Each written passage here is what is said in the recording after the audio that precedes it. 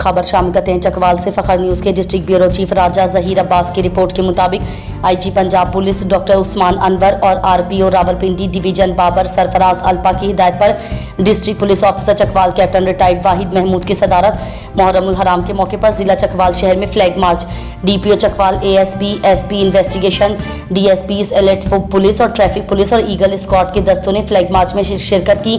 Flag march का मकसद अवाम उन्नास के जान माल की हिफाजत और शहर में अमन अमान की फिजा बरकरार रखना है। मुहर्रमुल हराम की अकीदत में फ्लैग मार्च का मकसद वतन दुश्मन अनासिर को खबरदार करना है और किसी भी शिद्दत पसंद और इंतशार पसंद को कानून हाथ में लेने की इजाज़त हरगिज न है।